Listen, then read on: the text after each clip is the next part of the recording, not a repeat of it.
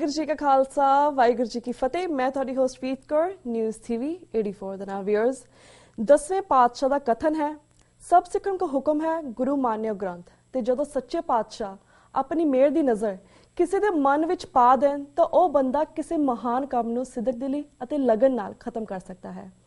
ਐਸਾ ਹੀ ਇੱਕ ਮਹਾਨ ਕਾਰਜ ਬੀਬੀ ਕਮਲਜੀਤ ਕੌਰ ਜੀ ਨੇ ਸ਼੍ਰੀ ਗੁਰੂ ਗ੍ਰੰਥ ਸਾਹਿਬ ਜੀ ਦੇ ਪਾਵਨ ਬਿਰ ਲੜੀਵਾਰ ਹੱਥ ਲਿਖਤ ਸਰੂਪ ਤਿਆਰ ਕਰਕੇ ਸਿੱਖ ਕੌਮ ਦੀ ਝੋਲੀ ਪਾਇਆ ਹੈ। ਵਿਅਰਸ, ਇਹਨਾਂ ਨੇ ਬਹੁਤ ਹੀ ਵਡਮੁੱਲੀ ਦੇਣ ਸਿੱਖ ਕੌਮ ਨੂੰ ਦਿੱਤੀ ਹੈ। ਸੋ ਅੱਜ ਅਸੀਂ ਬੀਬੀ ਕਮਲਜੀਤ ਕੌਰ ਜੀ ਨਾਲ ਇਸ ਕਾਰਜ ਸੰਬੰਧੀ ਹੀ ਵਿਸ਼ੇਸ਼ ਗੱਲਬਾਤ ਕਰਨ ਜਾ ਰਹੇ ਹਾਂ, ਜਿਹੜੇ ਕਿ ਇਸ ਵੇਲੇ ਚੰਡੀਗੜ੍ਹ ਤੋਂ ਸਾਨੂੰ ਫੋਨ ਲਾਈਨ ਤੇ ਜੁੜ ਚੁੱਕੇ ਨੇ।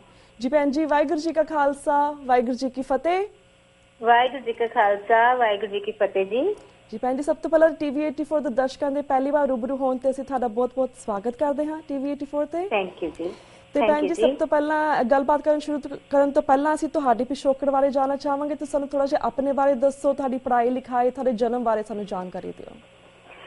ਜੀ, ਮੇਰਾ ਜਨਮ 1976 24 ਜਨਵਰੀ ਨੂੰ ਆਗਰਾ ਵਿਖੇ ਹੋਇਆ। ਆਗਰਾ ਇਸ ਕਰਕੇ ਕਿਉਂਕਿ ਮੇਰੇ ਫਾਦਰ ਜਿਹੜੇ ਨੇ ਉਹ 에ਅਰਫੋਰਸ ਵਿੱਚ ਸੀਗੇ ਜੀ। ਤੇ ਉਸ ਤੋਂ ਬਾਅਦ ਅਲੱਗ-ਅਲੱਗ ਥਾਵਾਂ ਤੇ ਰਹਿੰਦਿਆਂ ਹੋਇਆ ਅਸੀਂ ਸੈਂਟਰ ਸਕੂਲਸ ਦੇ ਵਿੱਚ ਆਪਣੀ ਪੜ੍ਹਾਈ ਜਿਹੜੀ ਹੈ ਮੁਕੰਮਲ ਕੀਤੀ ਹੈ +2 ਤੱਕ। ਤੇ ਉਸ ਤੋਂ ਬਾਅਦ ਮੈਂ ਗ੍ਰੈਜੂਏਸ਼ਨ ਕੀਤੀ ਹੈ ਤੇ 3 ਡਿਪਲੋਮਾਸ ਕੀਤੇ ਨੇ ਮੈਂ, ਫੈਸ਼ਨ ਡਿਜ਼ਾਈਨਿੰਗ, ਕੰਪਿਊਟਰਸ ਐਂਡ ਗੁਰਮਤ ਸੰਗੀਤ ਜੀ। ਤੇ ਉਸ ਤੋਂ ਬਾਅਦ ਮੈਂ ਗ੍ਰੈਜੂਏਸ਼ਨ ਕੀਤੀ। ਗ੍ਰੈਜੂਏਸ਼ਨ ਤੋਂ ਬਾਅਦ ਮੈਂ MA ਗੁਰਮਤ ਸੰਗੀਤ ਜੋ ਹੈ ਉਹਦੀ ਸਟੱਡੀ ਕੀਤੀ ਹੈ ਤੇ ਹੁਣ ਮੈਂ ਜੋ ਹੈ ਗੁਰਮਤ ਸੰਗੀਤ ਦੀ ਲਾਈਨ ਦੇ ਵਿੱਚ ਹੀ ਆਪਣੇ ਆਪ ਨੂੰ ਹੋਰ ਅੱਗੇ ਲੈ ਕੇ ਜਾਣਾ ਚਾਹੁੰਦੀ ਹਾਂ। ਜੀ ਜੀ। ਤੇ 2002 ਦੇ ਵਿੱਚ ਮੇਰੀ ਮੈਰਿਜ ਹੋਈ ਇੰਜੀਨੀਅਰ ਗੁਰਚਰਨ ਸਿੰਘ ਜੀ ਦੇ ਨਾਲ, ਜੋ ਇਸ ਵੇਲੇ TSPCL ਪਾਵਰਕਾਮ ਦੇ ਵਿੱਚ ਬਤੌਰ ਅਸਿਸਟੈਂਟ ਐਕਸੀਐਨ ਜੌਬ ਕਰ ਰਹੇ ਨੇ। ਹਾਂਜੀ। ਤੇ ਮੇਰੇ 2 ਬੱਚੇ ਨੇ, ਇੱਕ ਮੇਰੀ ਬੇਟੀ ਹੈ 13 ਇਅਰਸ ਦੀ ਤੇ ਇੱਕ ਮੇਰਾ ਬੇਟਾ ਹੈ 5 ਇਅਰਸ ਦਾ। ਜੀ ਜੀ ਜੀ।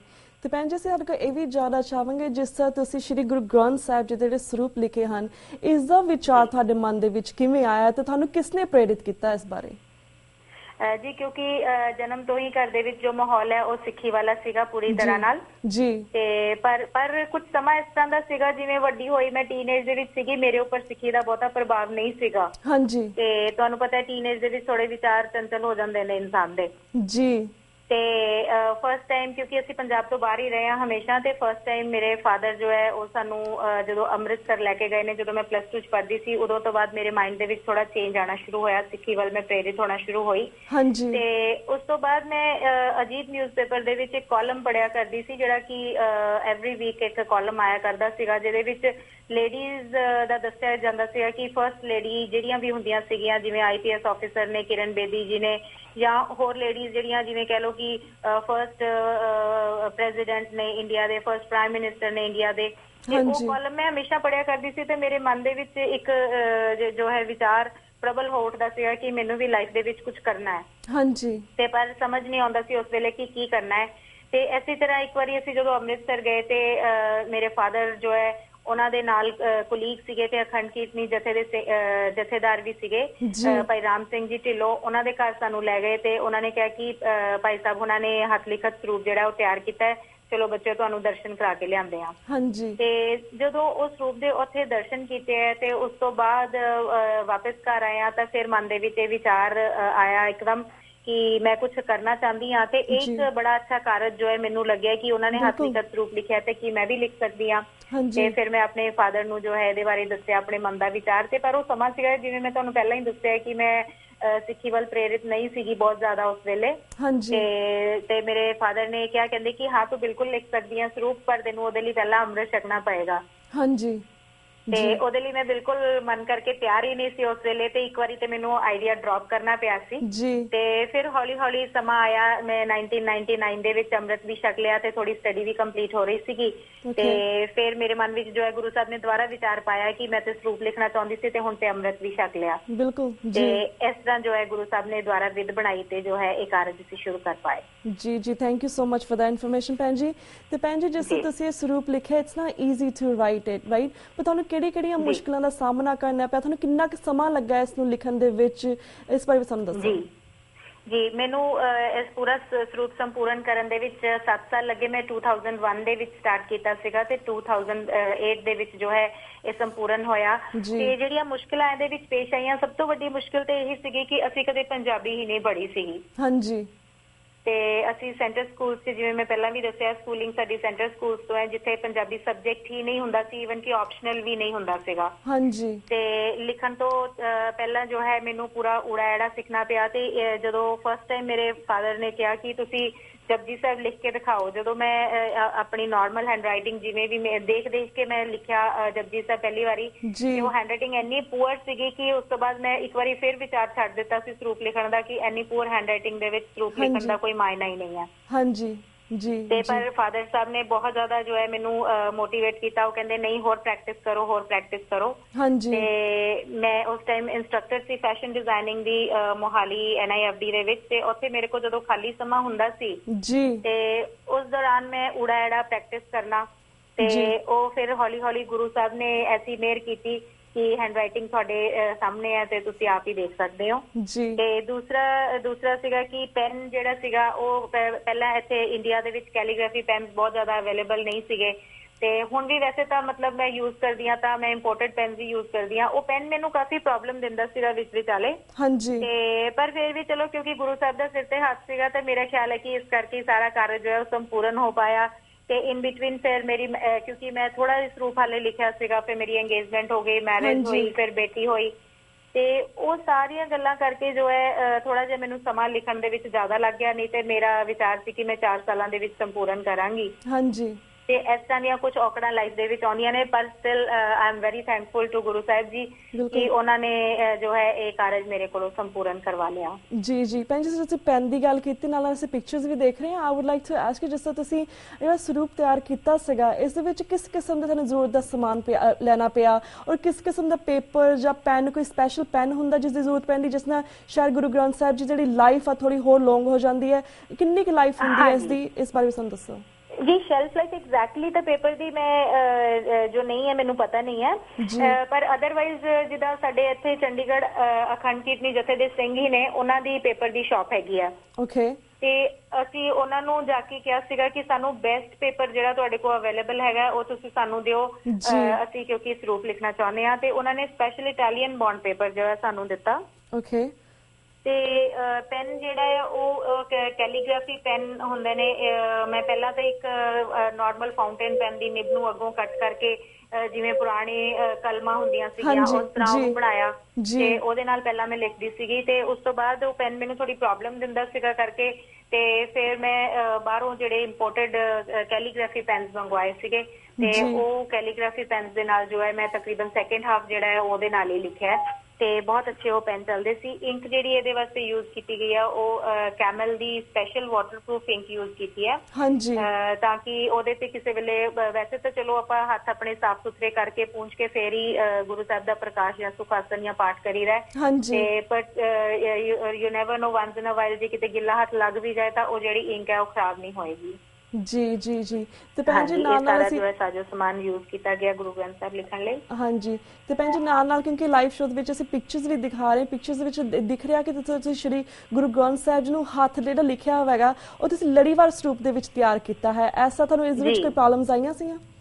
ਐਸਾ ਤੁਸੀਂ ਕਿਵੇਂ ਸੋਚਿਆ? ਨਹੀਂ, ਲੜੀਵਾਰ ਸਰੂਪ ਲਿਖਣ ਦੇ ਵਿੱਚ ਤੇ ਕੋਈ ਪ੍ਰੋਬਲਮਸ ਨਹੀਂ ਆਈਆਂ ਜੀ। ਤੇ it's a little bit difficult than the other one, ਕਿਉਂਕਿ ਸੈਂਚੀਆਂ ਦੇ ਵਿੱਚੋਂ ਦੇਖ ਕੇ ਲਿਖਿਆ। ਵੈਸੇ ਸੈਂਚੀਆਂ ਜਿਹੜੀਆਂ ਨੇ ਉਹ ਸਪੇਸ ਸੀਗੇ ਵਰਡਸ ਦੇ ਵਿੱਚ, ਤੇ ਪਰ ਉਹ ਦੇਖ ਕੇ ਜਦੋਂ ਲਿਖਿਆ ਹੈ ਕਿ ਕਿਉਂਕਿ ਐਗਜ਼ੈਕਟਲੀ ਓਨੇ ਹੀ ਪੇਜਸ ਬਣਾਏ ਨੇ, ਓਨੀਆਂ ਹੀ ਲਾਈਨਸ ਬਣੀਆਂ ਨੇ, ਈਵਨ ਕਿ ਇੱਕ ਵੀ ਅੰਗ ਦਾ ਜਿਹੜਾ ਇੱਕ ਵੀ ਵਰਡ ਹੈ ਉਹ ਨੈਕਸਟ ਅੰਗ ਦੇ ਉੱਪਰ ਨਹੀਂ ਗਿਆ ਹੋਇਆ, ਉਹ ਓਨਾ ਹੀ ਲਿਖਿਆ ਗਿਆ। ਤੇ ਉਹਦੇ ਵਾਸਤੇ ਥੋੜੀ ਜਿਹੀ, ਜਿਵੇਂ ਆਪਾਂ 1 2 3 ਅੰਗ ਲਿਖ ਲੈਂਦੇ ਹਾਂ ਤੇ ਸਾਨੂੰ ਥੋੜਾ ਜਿਹਾ ਲਿਖਣ ਦਾ ਇੱਕ ਆਈਡੀਆ ਹੋ ਜਾਂਦਾ, ਤੇ ਉਹਦੇ ਅਕੋਰਡਿੰਗਲੀ ਆਪਾਂ ਉਹਨੂੰ ਲਿਖੇ ਗਏ। ਲੜੀਵਾਰ ਲਿਖਣ ਦੇ ਵਿੱਚ ਕੋਈ ਮੈਨੂੰ ਪ੍ਰੋਬਲਮ ਨਹੀਂ ਆਈ। ਜੀ ਜੀ। ਤਾਂ ਭੈਣ ਜੀ ਜਿਸ ਤਰ੍ਹਾਂ like you know I would like to ask you ਕਿ ਸਾਨੂੰ ਤੁਸੀਂ ਹੋਰ ਵੀ ਤੁਹਾਨੂੰ ਥੋੜੀ ਜਾਣਕਾਰੀ ਦਿਓ, ਬਿਕੋਜ਼ ਜਿਸ ਤਰ੍ਹਾਂ ਲੜੀਵਾਰ ਤੁਸੀਂ ਸਰੂਪ ਤਿਆਰ ਕੀਤੇ, ਆਈ ਨੋ ਕਿ ਲਿਖਣ ਦੇ ਵਿੱਚ ਪ੍ਰੋਬਲਮ ਨਹੀਂ ਆਉਂਦੀ, ਪਰ ਅੱਜ ਕੱਲ੍ਹ ਜਿਸ ਤਰ੍ਹਾਂ ਆਪਾਂ ਜੋ ਦੇਖਦੇ ਹਾਂ ਸ਼੍ਰੀ ਗੁਰੂ ਗ੍ਰੰਥ ਸਾਹਿਬ ਜੀ ਉਹ ਡਿਫਰੈਂਟ ਵਰਡਸ ਦੇ ਵਿੱਚ ਲਿਖਿਆ ਹੁੰਦਾ ਹੈ, ਕਿ ਪੜ੍ਹਨ ਦੇ ਵਿੱਚ ਪ੍ਰੋਬਲਮਸ ਆਉਂਦੀਆਂ ਲੋਕਾਂ ਨੂੰ, ਤਾਂ ਕਰਕੇ ਉਹਨਾਂ ਨੇ ਬੰਦ ਕਰ ਦਿੱਤਾ ਲਿਖਣਾ ਲੜੀਵਾਰ ਸਰੂਪ? What is going on? हाँ जी, एक्चुअली तो इस तरह ही होया कि क्योंकि इस तरह का समा बनया कि ਜਿਹੜੀ ਸੰਗਤ ਹੈ ਸੰਗਤ ਕਹਿ ਲਈਏ ਆਪਾਂ ਕਿ ਮਿਹਨਤ ਥੋੜਾ ਜਿਹਾ ਆਪਾਂ ਨਹੀਂ ਕਰਨਾ ਚਾਹੁੰਦੇ ਅੱਜ ਦੇ ਸਮੇਂ ਦੇ ਵਿੱਚ, ਨਾ ਕਿਸੇ ਕੋਲ ਇੰਨਾ ਟਾਈਮ ਹੈ ਤੇ ਉਸ ਚੀਜ਼ ਨੂੰ ਮੱਦੇ ਨਜ਼ਰ ਰੱਖਦੇ ਹੋਏ ਜੋ ਹੈ ਸਰੂਪ ਦੇ ਐਂਟਾਇਰ ਜਿਹੜੀ ਗੁਰੂ ਸਾਹਿਬ ਨੇ ਜਿਸ ਸਰੂਪ ਨੂੰ ਲੜੀਵਾਰ ਸਰੂਪ ਨੂੰ ਗੁਰਗੱਦੀ ਦਿੱਤੀ ਸੀਗੀ ਉਹਨੂੰ ਚੇਂਜ ਕਰ ਦਿੱਤਾ ਗਿਆ, ਜਦਕਿ ਸ਼੍ਰੋਮਣੀ ਕਮੇਟੀ ਦੇ ਵਿੱਚ ਕੁਝ ਇੱਕ ਮਤੇ ਪਾਸ ਹੋਏ ਨੇ ਜਿਹਦੇ ਵਿੱਚ ਕਿ ਕਿਹਾ ਗਿਆ ਸੀਗਾ ਕਿ ਨਹੀਂ ਪਦਛੇਦ ਸਰੂਪ ਨਹੀਂ ਬਣਾਇਆ ਜਾਏਗਾ। ਪਦਛੇਦ ਉਹਨੂੰ ਪਦਛੇਦ ਕਿਹਾ ਜਾਂਦਾ ਹੈ, ਵੈਸੇ ਪਦਛੇਦ ਜਿਹੜਾ ਉਹ ਇੱਕ ਛੇਦ ਜਿਹੜਾ ਉਹ ਇੱਕ ਨੈਗੇਟਿਵ ਵਰਡ ਹੈ, ਨੈਗੇਟਿਵ ਵਰਡ ਸਰੂਪ ਵਾਸਤੇ ਕਦੇ ਯੂਜ਼ ਨਹੀਂ ਹੋ ਸਕਦਾ ਤੇ ਮਤਲਬ ਸਪੇਸਿਸ ਵਾਲਾ ਆਪਾਂ ਇਹਨੂੰ ਕਹਿ ਸਕਦੇ ਹਾਂ ਕਿ ਜਿਹੜਾ ਸਰੂਪ ਹੈ ਉਹ ਸੈਂਚੀਆਂ ਤਿਆਰ ਕੀਤੀਆਂ ਜਾ ਸਕਦੀਆਂ ਸੀਗੀਆਂ ਪਾਠ ਸਿੱਖਣ ਵਾਸਤੇ, ਪਰ ਜਿਹੜਾ ਸਰੂਪ ਹੈ ਉਹ ਬਿਲਕੁਲ ਉਸ ਤਰ੍ਹਾਂ ਹੀ ਰਹਿਣਾ ਚਾਹੀਦਾ ਸੀ ਜਿਸ ਤਰ੍ਹਾਂ ਕਿ ਗੁਰੂ ਸਾਹਿਬ ਨੇ ਤਿਆਰ ਕਰਵਾਇਆ ਸੀਗਾ। ਉਹਦੇ ਵਿੱਚ ਸਾਨੂੰ ਚੇਂਜ ਕਰਨ ਦਾ ਕੋਈ ਹੱਕ ਹੀ ਨਹੀਂ ਹੈ ਤੇ ਕਿਉਂਕਿ ਅਸੀਂ ਅੱਜ ਕੱਲ੍ਹ ਸਮਾਂ ਨਹੀਂ ਦੇ ਪਾਉਂਦੇ ਆ, ਆਪਾਂ ਮਿਹਨਤ ਕਰਨ ਤੋਂ ਥੋੜਾ ਜਿਹਾ ਗੁਰੇਜ਼ ਵੀ ਕਰਦੇ ਆ ਕਹਿ ਲਈਏ,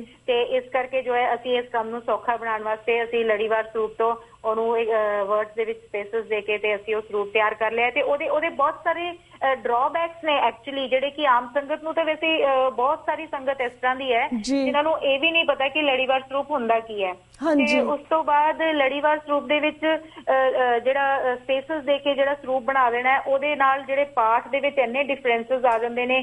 ਇੱਕ ਤਰ੍ਹਾਂ ਜੇ ਉਹਨੂੰ ਲਿਖ ਦਿੱਤਾ ਜਾਵੇ ਤਾਂ ਉਹਦੇ ਮੀਨਿੰਗਸ ਹੋਰ ਹੋ ਜਾਂਦੇ ਨੇ, ਦੂਸਰੀ ਤਰ੍ਹਾਂ ਲਿਖ ਦਿੱਤਾ ਜਾਵੇ ਤਾਂ ਮੀਨਿੰਗਸ ਉਹਦੇ ਹੋਰ ਹੋ ਜਾਂਦੇ ਨੇ। ਹਾਂਜੀ ਤੇ ਉਹਦੇ ਨਾਲ ਜਿਹੜੀ ਕਿ ਬਹੁਤ ਜ਼ਿਆਦਾ ਜੋ ਹੈ ਗੁੰਝਲਾਂ ਪੈਦਾ ਹੋ ਜਾਂਦੀਆਂ ਨੇ ਸਿੱਖ ਪੰਥ ਦੇ ਵਿੱਚ, ਜਿਹੜਾ ਕਿ ਨਹੀਂ ਹੋਣਾ ਚਾਹੀਦਾ ਮੇਰੇ ਹਿਸਾਬ ਨਾਲ। ਤੇ ਉਹ ਮਤਲਬ ਸਾਨੂੰ ਇਹਦੇ ਬਾਰੇ ਵਿਚਾਰ ਕਰਨੀ ਚਾਹੀਦੀ ਹੈ, ਸੰਗਤਾਂ ਨੂੰ ਦੱਸਣਾ ਚਾਹੀਦਾ ਹੈ ਕਿ ਲੜੀਵਾਰ ਸਰੂਪ ਦੀ ਕੀ ਮਹੱਤਵ ਹੈ। ਜੀ ਤਾਂ ਭੈਣ ਜੀ thank you so much for the information. ਭੈਣ ਜੀ ਤੁਸੀਂ ਇਹ ਤਿਆਰ ਤੁਸੀਂ ਸ਼ੁਰੂ ਕੀਤਾ 2001 ਤੇ ਤੁਸੀਂ 2008 ਵਿੱਚ ਤਿਆਰ ਕਰਕੇ ਤੁਸੀਂ ਇਸ ਜਿਹੜੀ ਸ਼ੁੱਧਤਾ ਸੀਗੀ ਜਾਂ ਫਿਰ ਇਸ ਨੂੰ ਕਿਵੇਂ ਯਕੀਨੀ ਬਣਾਇਆ, ਕਿਵੇਂ ਕਨਫਰਮਡ ਕੀਤਾ ਕਿ this is the right one, ਇਹ ਸ਼ੁੱਧਤਾ ਕਿਵੇਂ ਤੁਸੀਂ ਯਕੀਨੀ ਬਣਾਇਆ? ਸਭ ਤੋਂ ਪਹਿਲਾਂ ਤਾਂ ਜੀ 2 ਵਾਰ ਮੇਰੇ ਫਾਦਰ ਨੇ ਹੀ, ਕਿਉਂਕਿ ਉਹਨਾਂ ਨੂੰ ਬਾਣੀ ਦਾ ਕਾਫੀ ਅਭਿਆਸ ਹੈਗਾ ਤੇ 2 ਵਾਰੀ ਤੇ ਉਹਨਾਂ ਨੇ ਖੁਦ ਹੀ ਜੋ ਹੈ ਸਰੂਪ ਦੀ ਚੈਕਿੰਗ ਕੀਤੀ ਤੇ ਉਸ ਤੋਂ ਬਾਅਦ ਜੋ ਹੈ ਅਸੀਂ ਸ਼੍ਰੋਮਣੀ ਕਮੇਟੀ ਨੂੰ ਬਕਾਇਦਾ ਜੋ ਹੈ ਉਹਨਾਂ ਦੇ ਨਾਲ ਕੋਰਸਪੋਂਡੈਂਸ ਕੀਤਾ, ਉਹਨਾਂ ਨੂੰ ਕਿਹਾ ਕਿ ਅਸੀਂ ਏਦਾਂ ਹੱਥ ਲਿਖਤ ਸਰੂਪ ਤਿਆਰ ਕੀਤਾ ਹੈ ਤੇ ਅਸੀਂ ਚਾਹੁੰਦੇ ਹਾਂ ਕਿ ਸ਼੍ਰੋਮਣੀ ਕਮੇਟੀ ਇਹਦੀ ਸੁਧਾਈ ਕਰੇ ਤੇ ਇਹਨੂੰ ਅਥੈਂਟੀਕੇਟ ਕਰੇ। ਤੇ ਉਹਦੇ ਵਾਸਤੇ ਉਹਨਾਂ ਨੇ ਸਪੈਸ਼ਲ ਫਿਰ ਇੱਕ ਸਿੰਘ ਜਿਹੜੇ ਨੇ ਉਹ ਸਾਡੇ ਕੋਲ ਭੇਜੇ, ਪਹਿਲਾਂ ਦੇਖ ਕੇ ਆਓ ਕਿ ਜੋ ਸਰੂਪ ਲਿਖਿਆ ਗਿਆ ਹੈ ਉਹ ਸਰੂਪ ਦੀ ਦਿੱਖ ਵਾਲਾ ਹੈ ਵੀ ਜਾਂ, ਕਿਉਂਕਿ ਉਹਨਾਂ ਕੋਲ ਆਲਰੇਡੀ ਬਹੁਤ ਸਰੂਪ ਆਏ ਸਨ ਚੈਕਿੰਗ ਵਾਸਤੇ ਜਿਹੜੇ ਕਿ ਐਗਜ਼ੈਕਟਲੀ ਸਰੂਪ ਦੀ ਦਿੱਖ ਵਰਗੇ ਨਹੀਂ ਸੀ ਹੁੰਦੇ ਤੇ ਫਿਰ ਉਹਨਾਂ ਨੇ ਰਿਪੋਰਟ ਦਿੱਤੀ ਉੱਥੇ ਜਾ ਕੇ ਕਿ ਸਰੂਪ ਜੋ ਹੈ ਮੈਂ ਇਸ ਤਰ੍ਹਾਂ ਦਾ ਹੱਥ ਲਿਖਤ ਨਹੀਂ ਦੇਖਿਆ ਕਦੇ ਵੀ। ਤੇ ਉਸ ਤੋਂ ਬਾਅਦ ਫਿਰ ਸ਼੍ਰੋਮਣੀ ਕਮੇਟੀ ਜੋ ਹੈ ਲੈ ਕੇ ਗਈ ਜਿੰਨੇ ਅੰਗ ਲਿਖੇ ਹੋਏ ਸੀਗੇ ਤੇ ਉਹਨਾਂ ਨੇ ਪੂਰੀ ਚੈਕਿੰਗ ਕਰਕੇ ਜੋ ਹੈ ਉਹਨੂੰ ਅਥੈਂਟੀਕੇਟ ਕੀਤਾ ਤੇ ਉਸ ਤੋਂ ਬਾਅਦ ਮੈਨੂੰ ਸਿੱਖ ਪੰਥ ਦੀ ਪਹਿਲੀ ਬੀਬੀ ਹੱਥ ਲਿਖਤ ਲੜੀਵਾਰ ਸਰੂਪ ਲਿਖਣ ਤੇ ਜੋ ਹੈ ਮੈਨੂੰ ਇੱਕ ਸਰਟੀਫਿਕੇਟ ਵੀ ਉਹਨਾਂ ਨੇ ਦਿੱਤਾ। ਜੀ ਤੇ ਵਿੱਚ ਭੈਣ ਜੀ ਇਹ ਤੁਸੀਂ ਇੱਕ ਸਰਟੀਫਿਕੇਟ ਦੀ ਗੱਲ ਕੀਤੀ, ਪਰ ਤੁਹਾਨੂੰ ਹੋਰ ਕਿਹੜੇ ਸਨਮਾਨ ਪ੍ਰਾਪਤ ਹੋਏ ਆਫਟਰ ਤੁਸੀਂ ਲਿਖਿਆ ਇਹ? ਜੀ ਇਹਦੇ ਵਾਸਤੇ ਸਭ ਤੋਂ ਪਹਿਲਾਂ ਤਾਂ ਕਿਉਂਕਿ 2008 ਦੇ ਵਿੱਚ ਸਰੂਪ ਦੀ ਸੰਪੂਰਨਤਾ ਹੋਈ ਸੀ ਤੇ 2009 ਦੇ ਵਿੱਚ 1 ਨਵੰਬਰ ਨੂੰ ਮਾਤਾ ਕੌਲਾਂ ਜੀ ਭਲਾਈ ਕੇਂਦਰ ਭਾਈ ਗੁਰਿਕਬਾਲ ਸਿੰਘ ਜੀ ਹੋਣਾ ਨੇ 300 ਸਾਲ ਗੁਰਬਾਣੀ ਕੰਠ ਦੇ ਨਾਲ ਪ੍ਰੋਗਰਾਮ ਦੇ ਵਿੱਚ ਜਿਹੜਾ ਕਿ ਪੀਟੀਸੀ ਤੇ ਆਇਆ ਸੀਗਾ ਉਹਦੇ ਵਿੱਚ ਮੈਨੂੰ 골ਡ ਮੈਡਲ ਦੇ ਨਾਲ ਸਨਮਾਨਿਤ ਕੀਤਾ ਸੀ ਤੇ ਜਵੱਦੀ ਟਕਸਾਲ ਜਿਹੜੀ ਕਿ ਗੁਰਮਤ ਸੰਗੀਤ ਦੇ ਵਿੱਚ ਬਹੁਤ ਜ਼ਿਆਦਾ ਮਾਨਤਾ ਪ੍ਰਾਪਤ ਕੀਤੀ ਹੈ ਜਿਸਨੇ ਉੱਥੋਂ ਮੈਨੂੰ ਸਨਮਾਨ ਮਿਲਿਆ ਜੋ ਹੈ ਭਾਈ ਮਨੀ ਸਿੰਘ ਸਨਮਾਨ ਮਿਲਿਆ ਪਿੰਡ ਲੱਲੀਆਂ ਕਲਾਂ ਤੋਂ ਤੇ ਤਰਨ ਤਾਰਨ ਤੋਂ, ਰੋਪੜ ਤੋਂ, ਚੰਡੀਗੜ੍ਹ ਅਖੰਡ ਕੀਰਤਨੀ ਜਥਾ, ਚੰਡੀਗੜ੍ਹ ਰਾਮਗੜੀਆ ਸੁਸਾਇਟੀ ਤੇ ਗੁਰਮਤ ਪ੍ਰਚਾਰ ਸੇਵਾ ਸੁਸਾਇਟੀ ਗੁਰਾਇਆ ਤੇ ਹੋਰ ਬਹੁਤ ਜਗ੍ਹਾ ਤੋਂ ਜੋ ਹੈ ਗੁਰੂ ਸਾਹਿਬ ਨੇ ਇਹ ਸਨਮਾਨਾਂ ਦੀ ਬਖਸ਼ਿਸ਼ ਕੀਤੀ। ਜੀ thank you so much for the information ਭੈਣ ਜੀ। ਤੇ ਅਸੀਂ ਹੋਰ ਵੀ ਕਾਫੀ ਰਿਲੇਟਡ ਕੁਐਸਚਨਸ ਦੇ ਉੱਪਰ ਵੀ ਤੁਹਾਡੇ ਵਿਚਾਰ ਲੈਣੇ ਚਾਹਾਂਗੇ। ਜਿਸ ਤੁਸੀਂ ਪੰਜਾਬ ਦੇ ਵਿੱਚ ਰਹਿੰਦੇ ਹੋ, ਪੰਜਾਬ ਲਾਈਕ ਇੱਕ ਪੰਜਾਬ ਦੀ ਜਿਹੜੀ ਜਵਾਨੀ ਹੈ ਕਾਫੀ ਨਸ਼ਿਆਂ ਦੇ ਵਿੱਚ ਗਰਕ ਹੋ ਰਹੀ ਹੈ, ਨਸ਼ਿਆਂ ਦਾ ਸ਼ਿਕਾਰ ਹੋ ਰਹੀ ਹੈ, ਸਿੱਖੀ ਇਹਨਾਂ ਤੋਂ ਟੁੱਟ ਰਹੀ ਹੈ, ਸਿੱਖੀ ਇਹਨਾਂ ਤੋਂ ਦੂਰ ਜਾ ਰਹੀ ਹੈ। ਗੁਰੂ ਨੇ ਤੁਹਾਡੇ ਤੇ ਤਾਂ ਮਿਹਰ ਕੀਤੀ ਹੈ, ਤੁਸੀਂ ਇਸ ਸਭ ਨੂੰ ਕਿਵੇਂ ਵੇਖਦੇ ਹੋ? ਇਹਨਾਂ ਬੱਚਿਆਂ ਨੂੰ ਕੀ ਕਰਨ ਦੀ ਜ਼ਰੂਰਤ ਹੈ? ਜੀ ਜੋ ਅੱਜ ਦਾ ਸਮਾਂ ਆ ਰਿਹਾ ਹੈ ਕਿ ਮੈਂ ਦੇਖ ਰਹੀ ਹਾਂ ਕਿਉਂਕਿ ਜੋ ਇਹ ਨਸ਼ੇ ਵਗੈਰਾ ਨੇ ਕਿਉਂਕਿ ਇਹ ਥੋੜਾ ਜਿਹਾ ਪੋਲੀਟੀਕਲੀ ਮੋਟੀਵੇਟਡ ਕੰਮ ਹੈਗੇ ਨੇ ਸਾਰੇ।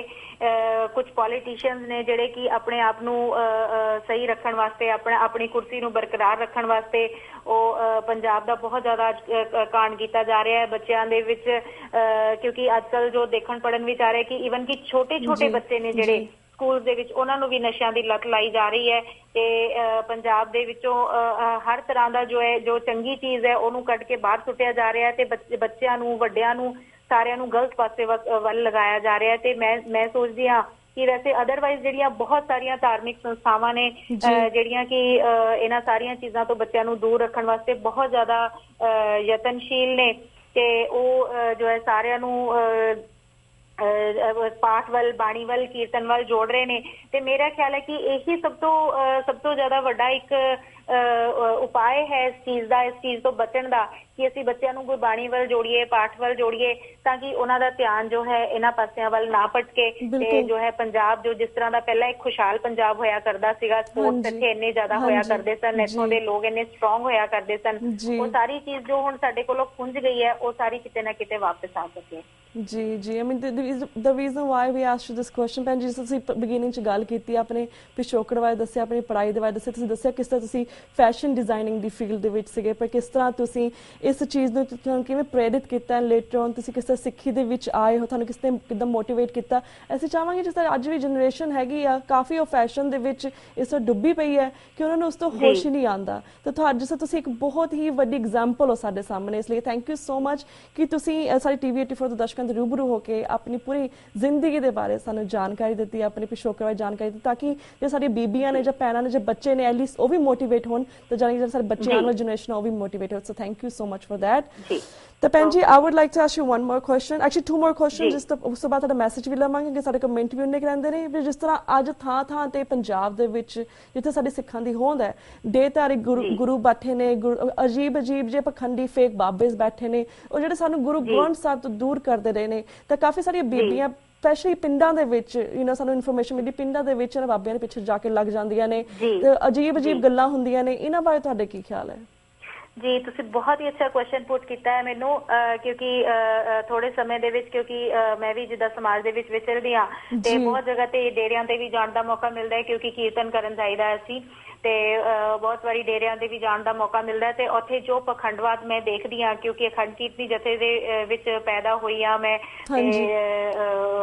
ਉੱਥੇ ਹੀ ਮੇਰਾ ਜੋ ਪਾਲਣ ਪੋਸ਼ਣ ਹੋਇਆ ਹੈ ਤੇ ਉਹ ਸਾਰੀਆਂ ਚੀਜ਼ਾਂ ਦਿਮਾਗ ਦੇ ਵਿੱਚ ਇਸ ਤਰ੍ਹਾਂ ਕਿ ਸਿਰਫ ਤੇ ਸਿਰਫ ਮੰਨਣਾ ਹੈ ਤੇ ਗੁਰੂ ਸਾਹਿਬ ਨੂੰ ਹੀ ਮੰਨਣਾ ਹੈ, ਉਹਨਾਂ ਦੀ ਬਾਣੀ ਨੂੰ ਹੀ ਮੰਨਣਾ ਹੈ ਤੇ ਉਹ ਇਸ ਤਰ੍ਹਾਂ ਦੇ ਬਹੁਤ ਸਾਰੇ ਪਖੰਡ ਦੇਖੇ ਜਾ ਰਹੇ ਨੇ ਤੇ ਬਹੁਤ ਜਗ੍ਹਾ ਤੇ ਜਾ ਕੇ ਇਹ ਵੀ ਪਤਾ ਚੱਲਦਾ ਹੈ ਕਿ ਇਹ ਜਿਹੜੇ ਬਾਬੇ ਨੇ ਬਣੇ ਹੋਏ ਨੇ ਇਹਨਾਂ ਦੀ ਇਹ ਰੈਪੂਟੇਸ਼ਨ ਹੈ, ਕਰੈਕਟਰ ਪੱਖੋਂ ਵੀ ਕਹਿ ਸਕਦੇ ਹਾਂ ਤੇ ਬਹੁਤ ਵਾਰੀ ਜੋ ਉਹ ਜੋ ਸੰਗਤਾਂ ਨੂੰ ਗੁੰਮਰਾਹ ਕਰ ਰਹੇ ਨੇ ਉਹ ਚੀਜ਼ਾਂ ਮੈਂ ਖੁਦ ਦੇਖਦੀ ਵੀ ਹਾਂ ਤੇ ਜੋ ਸੁਣਨ ਦੇ ਵਿੱਚ ਵੀ ਆਉਂਦੀਆਂ ਨੇ ਤੇ ਮੈਂ ਤਾਂ ਸਿਰਫ ਸੰਗਤਾਂ ਨੂੰ ਇਹੀ ਸੁਨੇਹਾ ਇਹਦੇ ਵਿੱਚ ਦੇਣਾ ਚਾਹੁੰਦੀ ਹਾਂ ਕਿ ਤੁਸੀਂ ਪਲੀਜ਼ ਦੇਹਧਾਰੀ ਬਾਬਿਆਂ ਦੇ ਮਗਰ ਨਾ ਲੱਗੋ ਬਿਲਕੁਲ ਵੀ ਕਿਉਂਕਿ ਜਿਹੜਾ ਅਸਲੀ ਸੰਤ ਹੈ ਨਾ ਉਹ ਕਰੋੜਾਂ ਦੇ ਵਿੱਚ ਇੱਕੋ ਹੀ ਹੈ, ਗੁਰੂ ਸਾਹਿਬ ਨੇ ਬਾਣੀ ਦੇ ਵਿੱਚ ਵੀ ਫਰਮਾਨ ਕੀਤਾ ਹੈ ਤੇ ਇਸ ਕਰਕੇ ਉਹ ਕਰੋੜਾਂ ਦੇ ਵਿੱਚ ਇੱਕ ਹੀ ਹੈ ਉਹ ਤੇ ਜਗ੍ਹਾ ਜਿਹੜੇ ਨੇ ਉਹ ਸੰਤ ਬਾਬੇ ਇਹਨਾਂ ਨੇ ਸਿਰਫ ਆਪਣੀਆਂ ਦੁਕਾਨਾਂ ਬਣਾਈਆਂ ਹੋਈਆਂ ਨੇ ਮੇਰੇ ਹਿਸਾਬ ਨਾਲ ਤਾਂ it's a centre of business that is it, nothing else.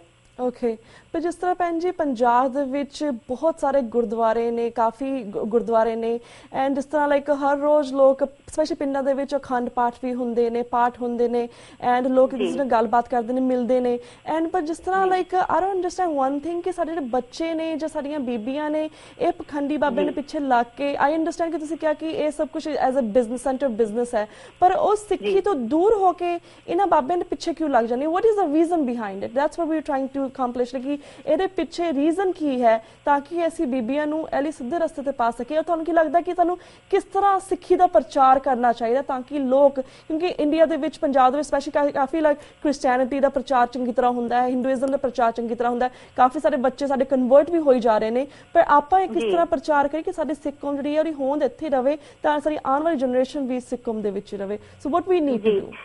ਜੀ ਸਭ ਤੋਂ ਪਹਿਲਾਂ ਤਾਂ ਇਹ ਸਭ ਤੋਂ ਵੱਡੀ ਪ੍ਰੋਬਲਮ ਹੈ ਕਿ ਜੋ ਸਿੱਖ ਧਰਮ ਦੀ ਮਰਿਆਦਾ ਗੁਰੂ ਸਾਹਿਬ ਨੇ ਚਲਾਈ ਹੈ ਜੀ ਉਹ ਮਰਿਆਦਾ ਨੂੰ ਤੇ ਅਸੀਂ ਤਿਆਗਦੇ ਚਲੇ ਜਾ ਰਹੇ ਹਾਂ ਕਿਉਂਕਿ ਦੇਖੋ ਕਿਸੇ ਵੀ ਡਿਸਿਪਲਿਨ ਨੂੰ ਫੋਲੋ ਕਰਨਾ ਇੰਨਾ ਈਜ਼ੀ ਨਹੀਂ ਹੁੰਦਾ, it's little bit tough. Discipline ਤਾਂ ਤੁਹਾਨੂੰ ਪਤਾ ਹੈ ਕਿ ਥੋੜਾ ਟਫ ਹੁੰਦਾ ਹੈ ਤੇ ਉਹ ਜਿਹੜੇ ਇਹ ਦੇਹਧਾਰੀ ਬਾਬੇ ਬਣੇ ਨੇ ਸਾਰੇ ਇਹਨਾਂ ਨੇ ਕੀ ਕੀਤਾ ਹੈ ਕਿ ਆਪਣੀਆਂ ਮਰਿਆਦਾਵਾਂ ਚਲਾ ਲਈਆਂ ਤੇ ਉਹਦੇ ਨਾਲ ਇਹਨਾਂ ਨੇ ਕੀ ਹੈ ਕਿ ਸੰਗਤਾਂ ਨੂੰ ਥੋੜੀਆਂ ਰਿਲੈਕਸੇਸ਼ਨਸ ਦੇ ਦਿੱਤੀਆਂ ਕਿ ਤੁਸੀਂ ਰਿਲੈਕਸ ਹੋ ਸਕਦੇ ਹੋ। ਹੁਣ ਆਮ ਤੌਰ ਤੇ ਕੀ ਦੇਖਿਆ ਜਾਂਦਾ ਹੈ ਕਿ ਬਹੁਤ ਸਾਰੀਆਂ ਅੰਮ੍ਰਿਤਧਾਰੀ ਬੀਬੀਆਂ ਨੇ ਪਰ ਉਹਨਾਂ ਨੇ ਨਾ ਤਾਂ ਕਦੇ ਸਿਰ ਢੱਕਿਆ ਹੁੰਦਾ ਹੈ, ਉਹਨਾਂ ਨੇ ਨੱਕ ਕੰਨ ਦੇ ਵਿੱਚ ਛੇਦਕ ਗਹਿਣੇ ਵੀ ਪਾਏ ਹੁੰਦੇ ਨੇ ਜਿਹੜੇ ਕਿ ਪੂਰੀ ਤਰ੍ਹਾਂ ਵਰਜਿਤ ਨੇ ਇੱਕ ਅੰਮ੍ਰਿਤਧਾਰੀ ਲੇਡੀ ਵਾਸਤੇ ਤੇ ਉਹ ਸਾਰੀਆਂ ਚੀਜ਼ਾਂ ਨੂੰ ਉਹ ਦੇਖਦੇ ਹੋਏ ਵੀ, ਕਿਉਂਕਿ ਜਿਹੜੇ ਬਾਬੇ ਨੇ ਉਹਨਾਂ ਨੇ ਆਪਣੀ ਦੁਕਾਨ ਚਲਾਉਣੀ ਹੁੰਦੀ ਹੈ ਤੇ ਉਹ ਉਹਨਾਂ ਨੂੰ ਉਸ ਗੱਲਾਂ ਵਾਸਤੇ ਵਰਜਿਤ ਹੀ ਨਹੀਂ ਕਰਦੇ।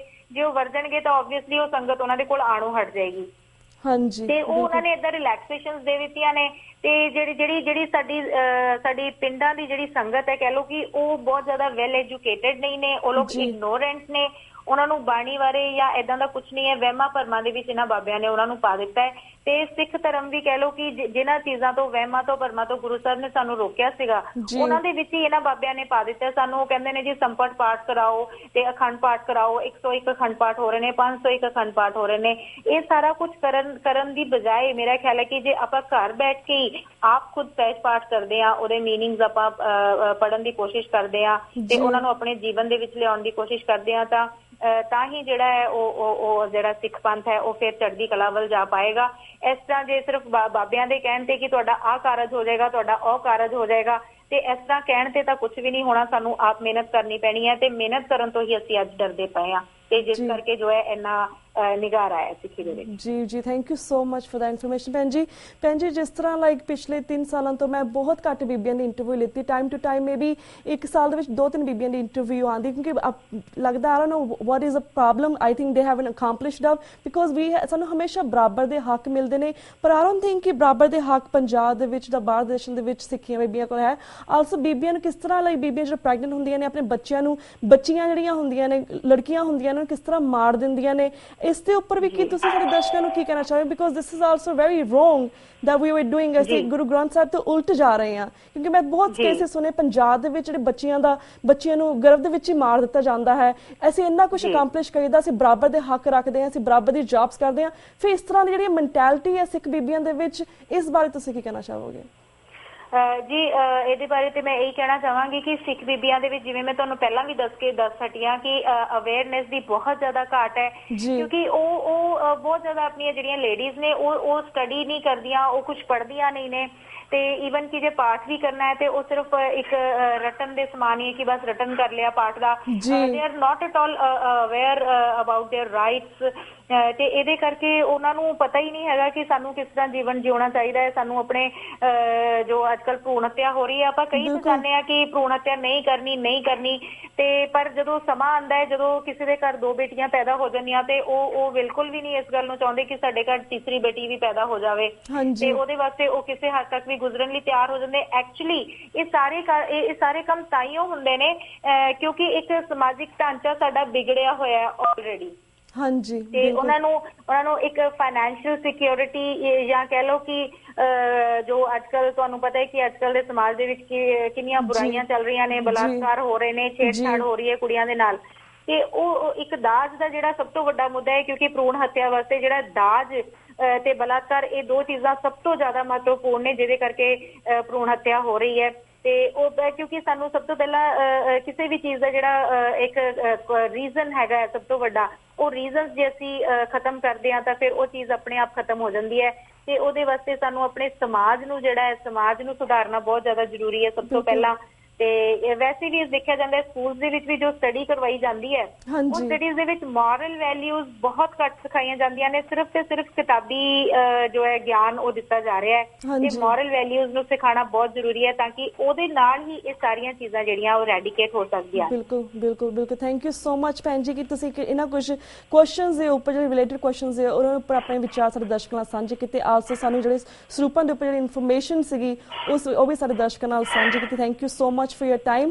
ਭੈਣ ਜੀ ਸਾਡੇ ਕੋਲ 1 ਮਿੰਟ ਰਹਿ ਗਿਆ ਐਟ ਦੀ ਐਂਡ, ਕਿਉਂਕਿ ਤੁਸੀਂ ਪਹਿਲੀ ਵਾਰ ਸਾਡੇ ਦਰਸ਼ਕਾਂ ਦੇ ਰੂਬਰੂ ਹੋ ਰਹੇ, ਸਾਨੂੰ ਬਹੁਤ ਖੁਸ਼ੀ ਹੈ ਤੇ ਮਾਣ ਵੀ ਹੈ ਕਿ ਅਸੀਂ ਤੁਹਾਡੇ ਨਾਲ ਗੱਲਬਾਤ ਕਰ ਰਹੇ ਹਾਂ। ਤਾਂ ਅਸੀਂ ਚਾਹਾਂਗੇ ਕਿ ਤੁਸੀਂ ਸਿੱਖ ਬੀਬੀਆਂ ਦੇ ਲਈ ਤੇ ਸਾਡੇ ਜਿਹੜੇ ਆਉਣ ਵਾਲੀ ਜਨਰੇਸ਼ਨ ਆ ਉਹਨਾਂ ਦੇ ਲਈ TV 84 ਰਾਹੀਂ ਸੁਨੇਹਾ ਵੀ ਜ਼ਰੂਰ ਦਿਓ 30-40 ਸੈਕਿੰਡਸ। ਜੀ ਮੈਂ ਆਉਣ ਵਾਲੀ ਜਨਰੇਸ਼ਨਸ ਔਰ ਬੀਬੀਆਂ ਵਾਸਤੇ ਤੇ ਇਹ ਸੁਨੇਹਾ ਹੈ ਕਿ ਬੀਬੀਆਂ ਆਪਣੇ ਘਰ ਦੇ ਵਿੱਚ ਖੁਦ ਜੋ ਹੈ ਉਹ ਸਿੱਖੀ ਵੱਲ ਲੱਗਣ, ਫੈਸ਼ਨ ਪ੍ਰਸਤੀ ਨੂੰ ਤਿਆਗਣ। ਠੀਕ ਹੈ, ਥੋੜਾ ਬਹੁਤ ਮਾਡਰਨ ਹੋ ਕੇ ਚੱਲਣਾ ਵੀ ਸਮਾਜ ਦੇ ਨਾਲ ਜ਼ਰੂਰੀ ਹੋ ਜਾਂਦਾ ਹੈ, ਉਹਨੂੰ ਆਪਾਂ ਡਿਨਾਈ ਨਹੀਂ ਕਰਦੇ, ਤੇ ਪਰ ਉਹਦੇ ਲਈ ਇਹ ਨਹੀਂ ਹੈ ਕਿ ਅਸੀਂ ਆਪਣੀਆਂ ਜਿਹੜੀਆਂ ਮੋਰਲ ਵੈਲਿਊਜ਼ ਨੇ ਆਪਣੀਆਂ ਜਾਂ ਆਪਣੇ ਜੋ ਸਿੱਖੀ ਦੇ ਸਿਧਾਂਤ ਨੇ ਆਪਾਂ ਉਹਨਾਂ ਨੂੰ ਤਿਆਗ ਦਈਏ ਤੇ ਉਹ ਆਪਣੇ ਸਿਧਾਂਤ ਕਿਉਂਕਿ ਅਸੀਂ ਆਪਣੇ ਵਿੱਚ ਕਲਟੀਵੇਟ ਕਰਾਂਗੇ ਤੇ ਤਾਂ ਹੀ ਅਸੀਂ ਅੱਗੋਂ ਆਪਣੇ ਬੱਚਿਆਂ ਨੂੰ ਵੀ ਉਹ ਚੀਜ਼ ਦੇ ਸਕਦੇ ਹਾਂ। ਸਿੱਖੀ ਨੂੰ ਅਸੀਂ ਕਿਉਂਕਿ ਹਰ ਚੀਜ਼ ਜਿਹੜੀ ਆ ਉਹ ਜਨਰੇਸ਼ਨ ਟੂ ਜਨਰੇਸ਼ਨ ਜਿਹੜੀ ਆ ਉਹ ਫਲੋ ਕਰਦੀ ਹੈ ਤੇ ਉਹਦੇ ਫਲੋ ਵਾਸਤੇ ਸਾਡੇ ਕੋਲ ਜਿਹੜੀ ਚੀਜ਼ ਹੋਏਗੀ ਆਬਵੀਅਸਲੀ ਅਸੀਂ ਉਹਨੂੰ ਹੀ ਅੱਗੇ ਫਲੋ ਕਰ ਸਕਦੇ ਹਾਂ ਤੇ ਬਹੁਤ ਜ਼ਿਆਦਾ ਜ਼ਰੂਰੀ ਹੈ ਕਿ ਅਸੀਂ ਖੁਦ ਪਾਠ ਕਰੀਏ, ਗੁਰਬਾਣੀ ਦੇ ਲੜ ਲੱਗੀਏ ਤੇ ਅਸੀਂ ਆਪਣੇ ਬੱਚਿਆਂ ਨੂੰ ਵੀ ਜੋ ਹੈ ਇਸ ਰਸਤੇ ਤੇ ਤੋਰੀਏ।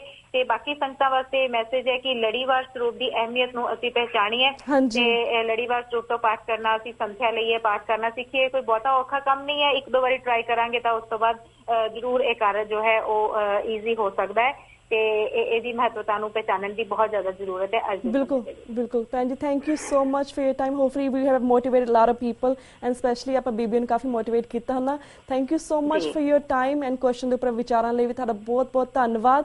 ਹੁਣ ਅਸੀਂ ਤੁਹਾਡੇ ਕੋਲ ਇਜਾਜ਼ਤ ਲੈਂਦੇ ਹਾਂ। ਵਾਹਿਗੁਰੂ ਜੀ ਕਾ ਖਾਲਸਾ, ਵਾਹਿਗੁਰੂ ਜੀ ਕੀ ਫਤਿਹ। ਵਾਹਿਗੁਰੂ ਜੀ ਕੀ ਫਤਿਹ ਜੀ। ਵਿਊਅਰਸ ਇਸ ਦੇ ਨਾਲ ਅਸੀਂ ਤੁਹਾਡੇ ਕੋਲ ਇਜਾਜ਼ਤ ਲੈਂਦੇ ਹਾਂ। ਕੱਲ ਨੂੰ ਮਿਲਾਂਗੇ ਸੇਮ ਟਾਈਮ ਸੇਮ ਸ਼ੋਅ ਤੇ। ਤਦ ਤੱਕ ਲਈ ਵਾਹਿਗੁਰੂ ਜੀ ਕਾ ਖਾਲਸਾ, ਵਾਹਿਗੁਰੂ ਜੀ ਕੀ ਫਤਿਹ।